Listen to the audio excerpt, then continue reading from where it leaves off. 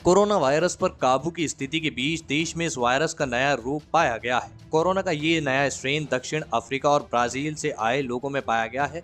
4 लोगों में दक्षिण अफ्रीकी और एक शख्स में ब्राजील वेरिएंट पाया गया है।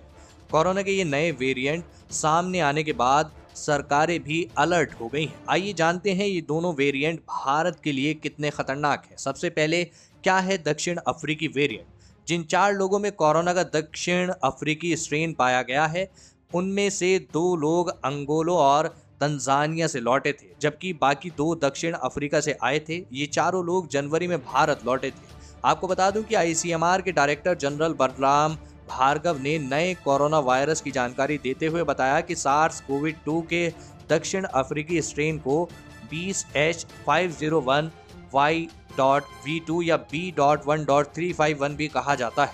कोरोना का ये स्ट्रेन सिर्फ दक्षिण अफ्रीका में पैदा हुआ है और इसे जुड़ा पहला केस दिसंबर 2020 के मध्य में पाया गया था।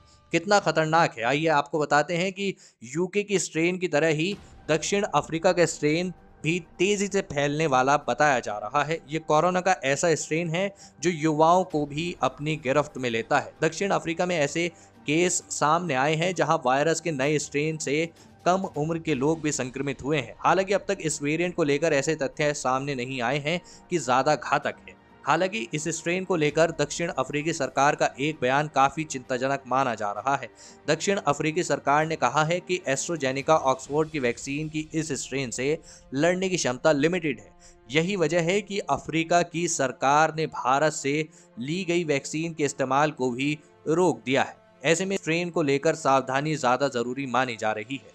बता दें कि ऑक्सफोर्ड की कोरोना वैक्सीन भारत में सीरम इंस्टीट्यूट ने तैयार की है, जिसे कोविशील्ड नाम दिया गया है। दूसरे नंबर पर है ब्राजील का कोरोना स्ट्रेन।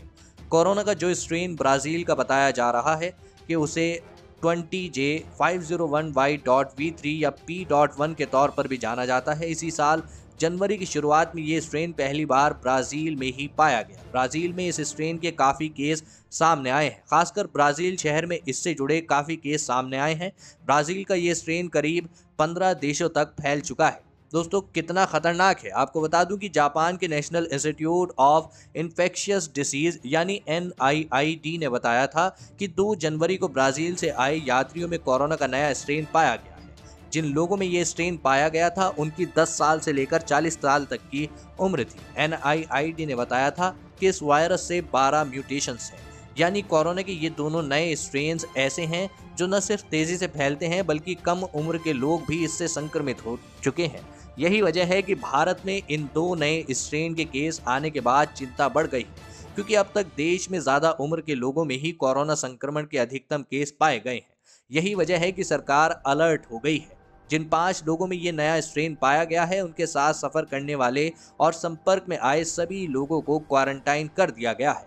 इसके अलावा दक्षिण अफ्रीकी स्ट्रेन से संक्रमित लोगों के सैंपल लेकर लैब में इस स्ट्रेन को आइसोलेट करने की कोशिश की जा रही है, जबकि ब्राजील के स्ट्रेन को अलग कर लिया गया है। इसके अलावा अब इन नए स्ट्रेन पर कोरोना वैक्सीन के असर को मापा जा रहा है। दोस्तों, फिलहाल इस वीडियो में इतना ही।